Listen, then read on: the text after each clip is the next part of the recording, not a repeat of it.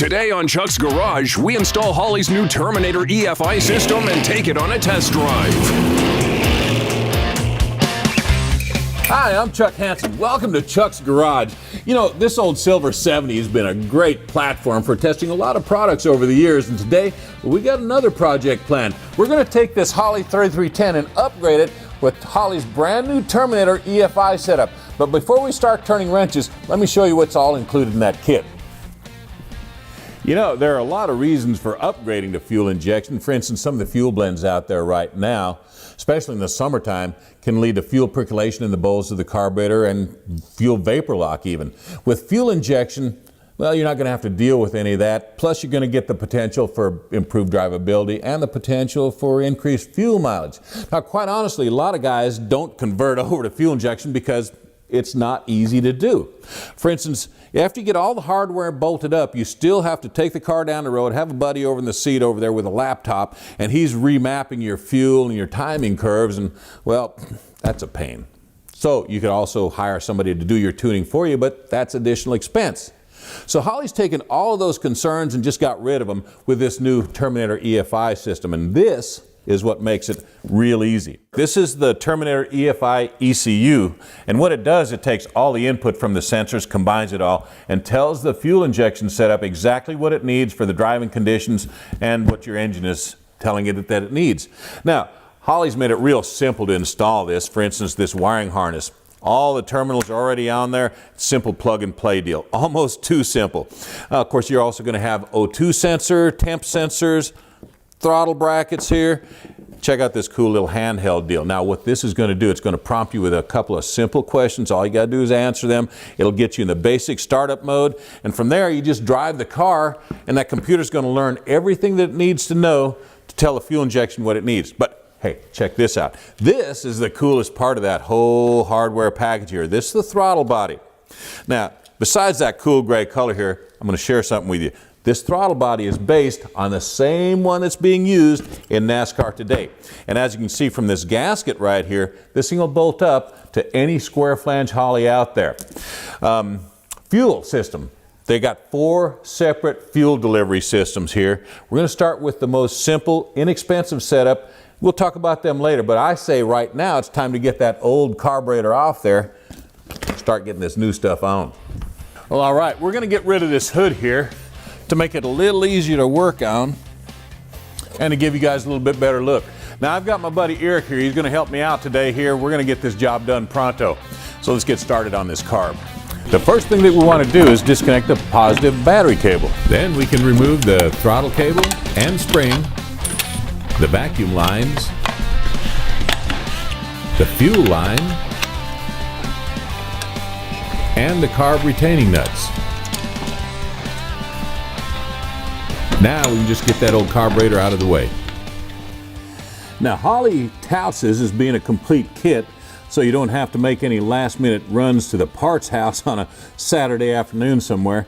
So they include the studs in their kit and also the gasket. We're just going to replace all of that. All right, now we're ready for the throttle body, but before I bolt it up, there are a couple of things that I want to show you here. First of all, if you check this out, all of the actuators and sensors are all OE quality, which means that if you have some problems out in the field this kind of weekend, all you got to do is go down to your local parts store. You can source them there and probably get them pretty inexpensively too. The second thing is all the wiring. It's already pre-terminaled, it's routed, and check it out. It comes into one pigtail. Plug and play, baby. That's what we're talking about. Really, really simple. Now, on the bottom side here, a couple of things I want to point out here. First of all, Holley has moved the injectors down here below the throttle plates, and check out these aluminum rings here. These are actually annular fuel discharge rings there that's going to result in really good fuel atomization. Now I also know that I told you earlier that you can bolt this thing up to any intake that has a square Holley flange. That doesn't mean that you guys with spread bore intakes are totally left out in the dark, but you know what you can do is you can go down to any speed shop and you can pick up that 1-inch adapter that necks it down from a square flange to a spread bore.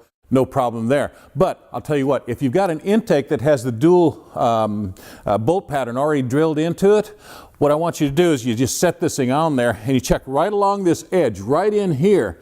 Sometimes there's a little void right there that can cause a vacuum leak. If that's the case, all you're going to need, you won't need that big fat adapter. Just go down there, you can buy a steel plate. It's about 1/16 of an inch thick, and you mount it on there. You put paper gasket, steel plate, paper gasket. You set the throttle body in place, it'll seal up perfectly.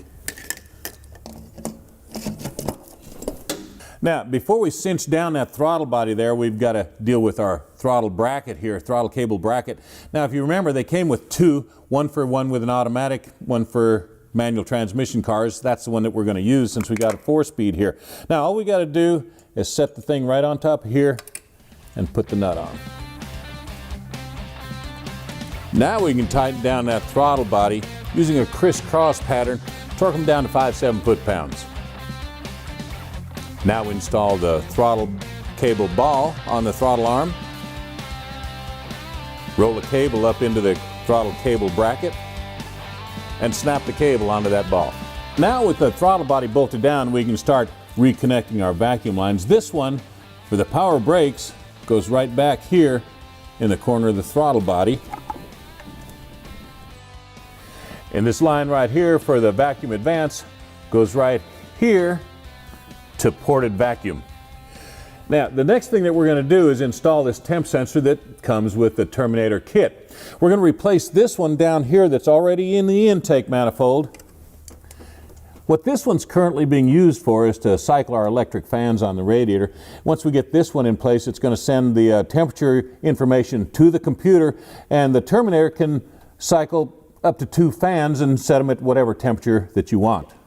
But before we can replace that sending unit, we need to drain just a little bit of coolant out of the radiator.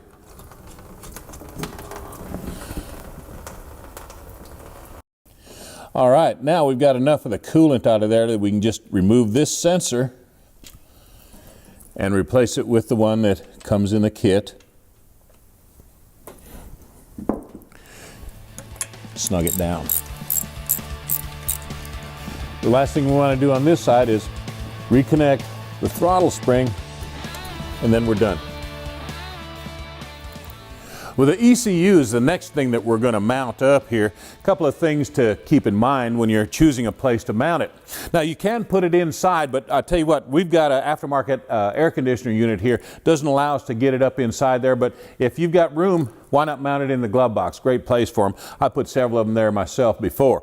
But since we're going to keep this thing in the engine compartment, here's what you want to consider. You want to keep it away from any radical heat source there. You want to make sure that you got plenty of room between the headers and this thing here. You don't want a lot of heat getting to it. You also want to keep it away from any high energy, noisy electronic devices. For instance, this HEI distributor gives off a lot of electronic noise, just like a CD ignition system would. So give them plenty of room around there. Here's something else. These here are the plug-ins for the wiring harness. If you mount it up like this, it's going to collect water in there, possibly short out something. And so you want to make sure that you mount it with those plug-ins down. Now, one last thing along those same lines, since we've got these down, you also want to make sure that you're not mounting it in a place that's going to get splashed heavily with water every time you drive through a mud puddle.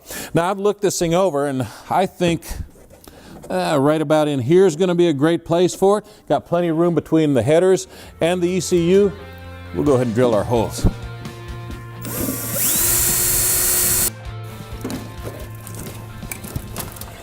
Well, now that we've got the ECU mounted on the firewall there, we can go ahead and run the wiring harness. What I've decided to do is run it right up underneath the lip of the firewall here. That's going to give a pretty good bit of concealment there, make it as inconspicuous as possible. And I've routed it behind the fender attaching point on the firewall here. We're going to route it down around here. All we got to do is plug in these two underneath.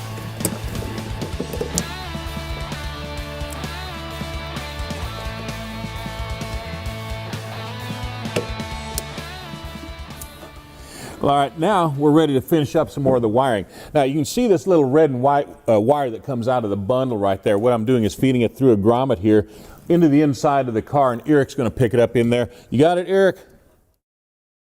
All right, good deal, Eric, thanks. Now, once it's inside of the car, you're going to want to make sure that it gets routed to a switched 12-volt source, and by that I mean it's got to be a good, clean 12-volt source that's on when this ignition switch on, and also on when it's in the start position. So make sure that you don't run it to a dirty 12-volt source when it's cranking, like for instance the coil. Some guys might want to hook it up to the coil, but just go to the fuse box or any one of those sources inside there. Check it with a continuity tester. Make sure you got good 12 volts there when the switch is on and in the start position, okay? Now, the green wire, what that's going to do is it's going to power our fuel pump. And we don't have the fuel pump mounted yet, so right now we're going to just drop it down in here. We'll pick it up later on when we get the fuel pump installed. Now, while we're working on this side here, you'll see we've got a couple of fat wires here. These will power up the ECU. Here's our jack right here. That's going to plug into the ECU. The other end, two big fat wires. Guess where the red one goes? That's right, to the positive terminal on the battery. Same with the black. Negative terminal on the battery. That way we make sure that we've got a great connection. We're powering up the ECU just the way it needs to be, and well, then we'll be good to go. We'll get over to the other side there.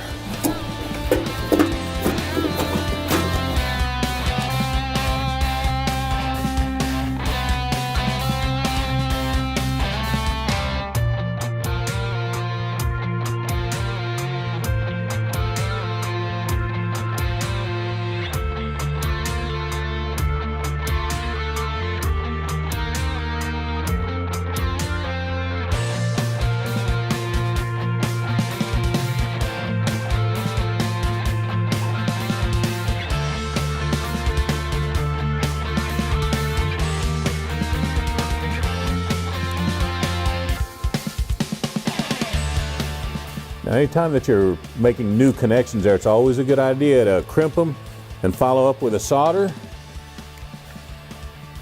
Good job there, Eric. And then we'll put this shrink wrap on there and we'll be good to go.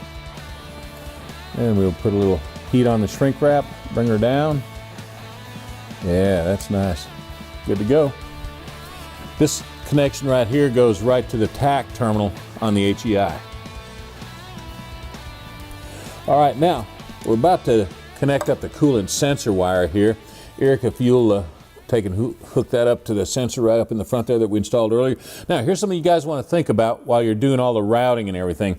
Make sure that any of the wires that have to do with the EFI don't come in contact with your spark plug wires, because there could be some leakage out of them and it'll send a false signal to the computer, and next thing you know, you got problems that you're going to try and sort through. So when you're done bundling all this stuff, just make sure you have plenty of clearance between any of these wires and the potential leakage out of like spark plug wires and that sort of thing. All right, everything's looking pretty good here. Now, you might remember that big pigtail I showed you coming out of the back of the throttle body earlier. Well, it's time to hook it up. And it doesn't get much simpler than this. One pigtail, one push, one lock, we're ready to go. Now, here's something else that's pretty cool. You'll see that we've got a couple of unused connectors here. One of them is marked inputs, outputs. And what this is going to do, it's going to control our electric fans by the ECU there. Now, this one that's marked ignition, well, this one we're not using because we've got a self-contained HEI and we're good with that. But for you guys that are running like a CD box, well, the kit comes with this little adapter right here. You plug it in and it goes over to the CD box, and the CD box gives it a tack signal. It'll sync everything up, get you running real smooth.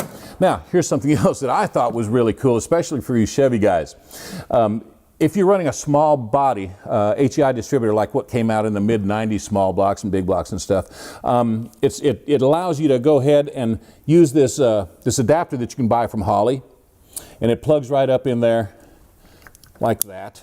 And they've got an adapter that also works for Fords. But what you can do with it, you can use that little handheld controller there, and it allows you to set, it gives you a good baseline timing curve anyway. It allows you also to adjust your idle and your wide open ignition curves, get you running real sweet.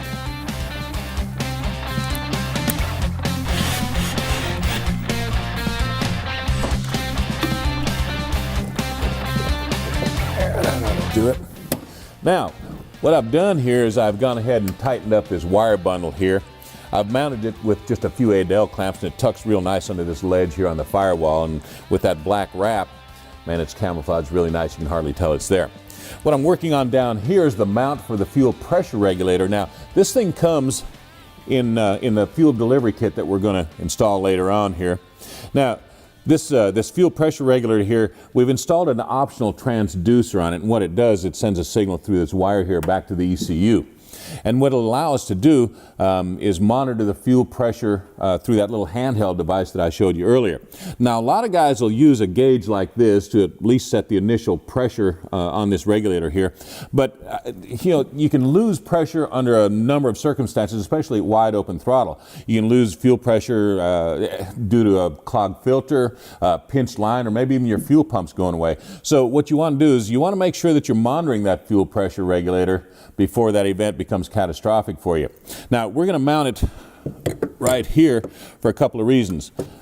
Easy connection with that wire that I told you about earlier, and also we have to run a return line from the throttle body over to here to the regulator, and then again the return from the bottom of the regulator, we'll run a return line back to the tank. And well, once I get this regulator mounted up, I'm going to show you what else is included in that fuel delivery kit that we talked about. Okay, now we're going to take a look at the rest of the fuel delivery system. Now, you might remember that we've spent some money on some optional items like that transducer I showed you just a minute ago. Money well spent, but we want to stay within our budget. So what we've done here is we've chosen the least expensive of the 4 kits that are available for the Terminator. And just because it's the least expensive doesn't mean it's scrimping on parts. For instance, what the kit comes with is this Earl Superstock hose here. Now, I really like this stuff because it's really, really easy to use. They work in conjunction with these Earl's push lock fittings here. You just slip them in. No clamp needed. You just slip them in. Nice, clean, dry, sanitary installation. Now, the clamps that come with the kit do work with these special barb fittings that we've got here, and they are used to secure the hoses to these filters. Now, speaking of that, we've got 2 filters here. This is the a pre-filter, and this is the main high pressure filter. Now, the filters are really crucial here because you don't want any debris at all getting up in those injectors. It'll just clog them up, tear them up, and cause you all kinds of problems. Now, it also comes with this fuel pressure or fuel pump block-off plate here. Now, the reason for that is because we're just going to totally lose our mechanical pump here. And we're going to replace it with this pump. This is a high-pressure pump that comes with the kit. Now, this thing will feed up to 650 horsepower. I figure that small block over there is making maybe 4¼ horsepower, so it's going to be more than adequate for our fuel needs, even if we decide to upgrade the motor later on. Well, that's it. I think we're ready to start bolting on some parts here. And man, I'll tell you, I'm sure glad that Eric showed up here today. Hey, Eric, can you get the door?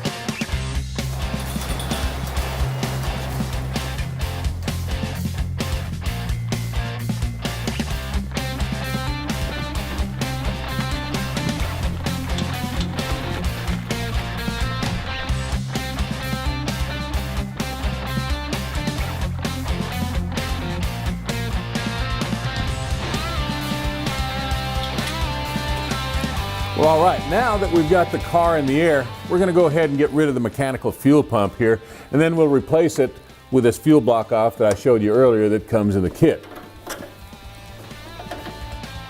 Well, okay, now we're going to move a little bit further back. We need to find a suitable location for our O2 sensor. Now, we're going to locate it right here on the collector, and when you're choosing a location for that O2 sensor, you want to get it as far back on the collector as you possibly can. Now, that's going to ensure that you get a good sampling out of all 4 cylinders on this side.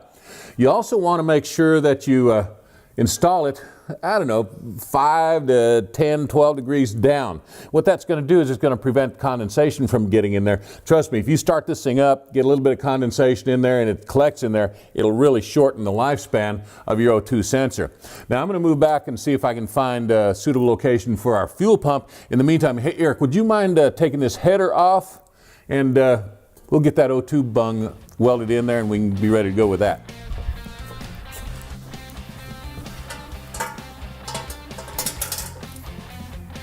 Well, I've looked everywhere under the back here by the tank for a good mounting location for our pump here, and quite honestly, there just really isn't a suitable spot.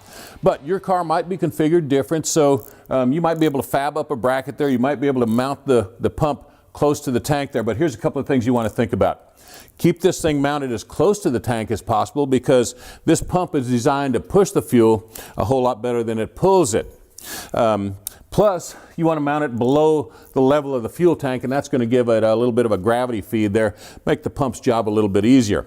Also, I've put this foam sleeve on here in anticipation of mounting the pump, but before you do that, you'll notice on the pump there's an arrow that shows the direction of the flow of the fuel. There's also the same arrows on the pressure pump, on the pressure filter, and also on the pre-filter here. Now you just want to make sure that your arrows are all matched up and they all point in the direction of the fuel flow. Now, one more thing that we want to talk about here while I've got this thing out. The kit also includes these high pressure clamps right here and some extra super stock hose. Now, if you use those to hook it all up, that's going to ensure that you get a nice, tight, dry connection, keep the leaks from happening and everything like that. Now, what I've done here is I've kind of looked along the frame rail here, and it looks like this is going to be a great place. There's an opening in the frame right here, and if we put this up in beside the frame rail, a couple of things happen. First of all, it's about as close as we can get to the tank, and second of all, I like the protection that this frame is going to give to this whole assembly right here. Keep it protected from any rocks or any of the road debris that might be slung up by the tires. Now we're going to mount this thing using the clamps that come in the kit, and shoot, that looks like a pretty good location there. I think we're good to go. All right, well, Eric got the header off for us, and as you can see, he's marked where the bung for the O2 sensor needs to go. So we're going to go ahead and center punch it, and that hole needs to come out to 7/8 of an inch. So we're going to use this step drill here till we get to that size.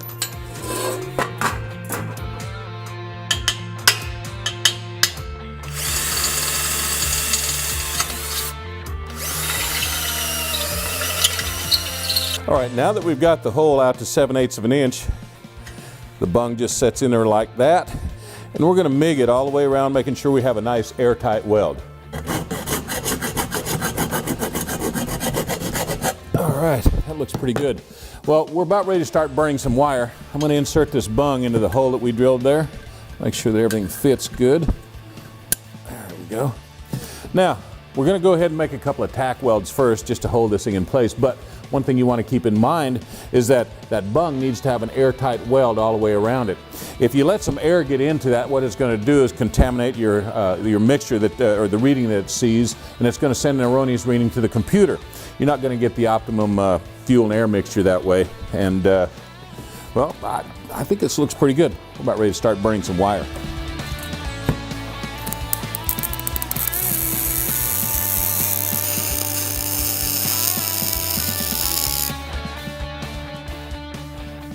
Well, we're about ready now to start running our fuel and return lines here. Now, what we're going to use is the original pickup line, and that's going to be our feed line there. And this gas tank, because it's a California emissions car, has another bung welded into the tank right here. It's a 3/8 bung. It'll serve our purposes for a return line perfectly. Now, not all tanks come with those fittings though, so your job might not be as simple as that. Now, I'm going to show you a couple of things that you can consider as an alternative. Now, our gas tank gave us a couple of opportunities for both the feed and the return lines there, but if your car isn't configured like that, there are some options. Now, on a Chevelle at least, you can replace that pickup there with this one. Now, this pickup here is for cars that came with quadrajets on it, after 69 and on up. But you can see it's got the big feed line here, and this would suffice as a return line. The only thing that you really need to do is extend this down into the fuel level. You'd add about 3-4 inches and get it down in the fuel level. Otherwise, there's a possibility that you might get some aeration, and the aeration, of course, is going to be right here near the pickup. Not a good deal. It can actually end up being, causing some fuel starvation issues. Now, if you don't have a gas tank that lends itself to either one of those deals there, we got this tank from Tanks Inc. Now, what's nice about it, it bolts right in place of the stock tank. In fact, it looks a lot like a stock tank, but it's got provisions here for an in-tank sending unit and fuel pump. Now, what's really cool about that is this is a high capacity fuel pump here. It'll feed up to 650 horsepower. But it's down in the tank, and also inside of the tank is a built-in sump. Now, what that's going to do is it's going to keep your pickup submerged in fuel, and that's going to prevent any fuel starvation problems for guys that might like to do some autocross or other high-spirited driving, if you know what I mean. Now, I guess I'm ready to run that hose. All right. Well, that's good and solid. Now, we've got the fuel pump mounted here. We ran all of our fuel lines from the tank on up here to our pump and filter assembly. Now we kept everything away from any rotating items or any suspension parts that might move up and down and cause the line to get pinched or something like that. But let me show you something that we've done here. We actually grounded the fuel pump here to the frame on one of our mounting bolts on the clamps. Now, when you do that, you want to make sure, this is an old car, so it's got some rust on the frame. You want to make sure you clean all that off, get a good clean metal surface so you get a solid ground. Anything that you do on a fuel injection system, you want to make sure you have good contacts both for the positive and the grounds, and we've done that. And of course, along the same lines, this green line here comes from the ECU that feeds power to the pump. Now, we'll go ahead and secure all of our lines with some zip ties and some 8L clamps here later, but right now, looks like Eric's been working on the O2 sensor. How you coming there, buddy? I've got the O2 in there. It's tight and ready to go. I'm just going to feed this O2 sensor wire up through here. All right, good job. Well, all right, we're getting pretty close here now. In fact, we're going to hear this thing fire up in just a few minutes. But first, we've got a few things that we need to take care of here up on top of the engine. I want you to take a look back here at this fuel pressure regulator again. See this little brass fitting? What that is it's going to get a vacuum reference signal, and it's going to pull that signal off the back of the throttle body there. We just hook it up, and what this does, it allows the fuel pressure regulator to make sure that the injectors have the proper pressure at the injectors themselves. Now, while we're at it, we're going to go ahead and hook up this connector here. This goes into the transducer, and that allows us to read the fuel pressure in that little handheld device that I showed you earlier. There's something else that I noticed when I was underneath the car there. I'm going to take this fitting right here, and I'll swap it out for a straight fitting. And what that's going to do is, when we run our return line, it's just going to give us a lot cleaner installation there. Let us run the fuel line for the return straight down by the firewall there, and just give us a cleaner installation. And while we're at it, I'm going to take this 90 and I'm going to put it up here on the feed line on that throttle body. Now what that's going to do for us, it's going to give us a real nice clean installation, because look what we got here. The feed line and the return line are both going to be running right back here towards the back of the engine. We'll be able to tuck them down there, give us a nice clean installation. I got one more tip for you. Both these, the feed and the return lines are the same size. So what we've done here is we've marked our pressure line with a little bit of blue tape here. That's going to help you keep them separated so you know where to hook them up. Trust me, you don't want to mix them up and hook the feed to the return line and vice versa. Anyway, time to get to work here. With this super stock hose, works real good with the Earl's push lock fittings. You just slide that red sleeve over the end of it. Give a little bit of lube inside there to make it all slide together easily. And then you just push it on, just like the name says.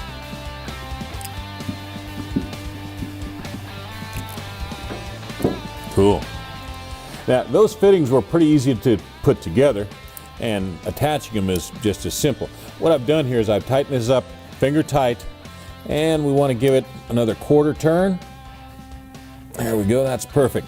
Now you want to make sure that you use a wrench on the adapter fitting here on the fuel rail to prevent any damage by over torquing that fitting right there. Well, I've topped off the radiator with that coolant that we drained earlier when we replaced that temp sensor right there. And I guess we're about ready to hook the battery back up. But before I do, I want to give you a little precautionary warning here. When you connect the battery cable here, it can cause a voltage spike and potentially damage that ECU. So what I've done is I've disconnected the power source to that ECU, and that way we can hook this thing up. We'll let it sit for a minute here, let the electrical system stabilize. Then we're going to initialize everything with that handheld programmer. Once we get that done, we can go ahead and turn the key, energize the whole system, and check for any fuel leaks. Well, all right, looks like we've got all of our connections made. Now we're going to go ahead and power up the ECU. Eric, give me power there. Don't start it, just give me power. Put it in the run position. All right, we're going to go down to the wizard. That's going to get us going. All right, we're going to start the wizard. Do you want to create a new calibration? Yes, we do. Select the injection type. We're going to go down here to the Terminator. That's what we're using. And we've got the 405 part number. There we go. Select the engine size. We're going to go up to 409 cubic inches. Camshaft type. We don't know what the specs are, so we're going to tell it we don't know. Now, will the ECU control the timing? No, it won't. Select the RPM signal input. We're going to get our input from the coil, so we'll select that. All right, it says calibration has been created. Good deal. We're going to press that button there. Do you want this file to be loaded? Yes. Wow, there we go. It's loaded. Just press the button one more time. All right, now we're going to go down to the TPS auto set. Make sure the ignition is on and the engine is not started. We're good on that. All right, now we're going to slowly depress the pedal to the floor, release it, and do it twice. Eric, slowly to the floor, release it, do it again. Cool. We're done. And it says the TPS auto set was successful. All right, now, next thing we got to do is we need to cycle the key a couple of times, let the fuel pump pick up the fuel, and we're going to check it for fuel leaks. Well, all right, now that O2 sensor is hooked up, and I guess we're ready to cycle the key a couple of times, let the fuel pump pick up some fuel, and check for fuel leaks. Go ahead and cycle it there, Eric. That's a good sign. The fuel pump's kicked in, cycled. Everything looks pretty nice and dry up here. We've got a couple of connections I want to check underneath here. Everything looks good under there. I guess we're about ready to fire this thing up. All right, go ahead and crank it, Eric. Let's see what it's going to do.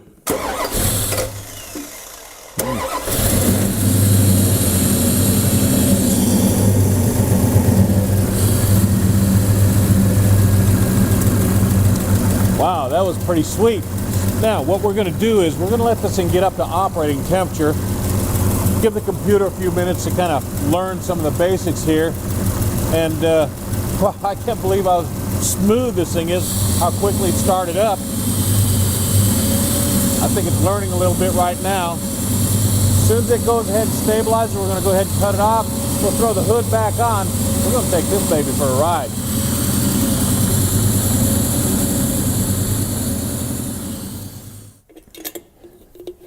That air cleaner sure fits nice. Now, we've let the engine get up to operating temperature. We've stabilized everything. The computer's probably learned as much as it's going to in a static position. Next thing we have to do is drive it and let it see all of our different driving conditions. Now, we're going to take this thing for a ride as soon as we get the hood back on. And I got to tell you, I'm ready to put the spurs to this baby.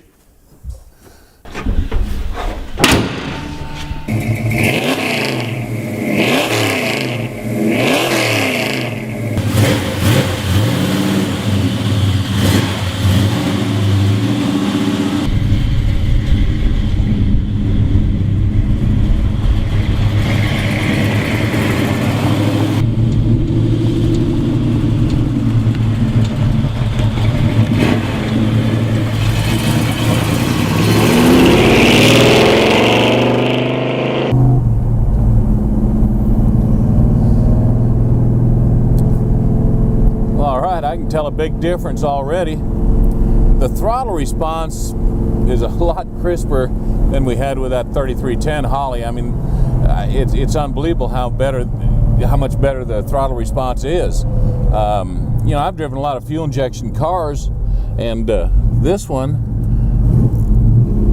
it just seems it's got the same kind of startup. It's got the same kind of reaction as a OE fuel injection car does, and wow, I mean, this is like, it transforms this car completely. So wow, this looks like it's going to be good. This is going to be a lot of fun. What we're going to do is we're going to just drive around, kind of take it easy, let the computer get familiar with the car, let it get familiar with some of the driving conditions that we're going to see, and Holley recommends that you drive the car for a couple of days to let the computer see all the different driving conditions that it'll be exposed to.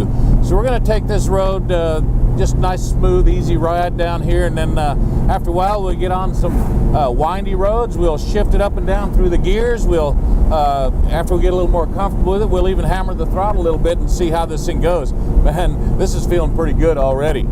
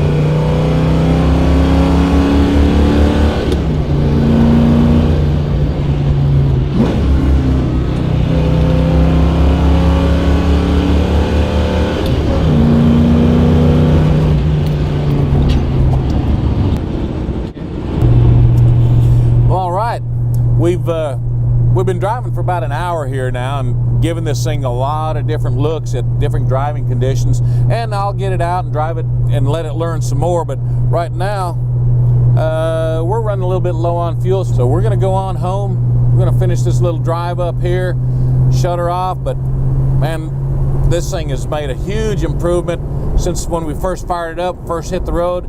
It's smoother and getting better all the time. So am I happy?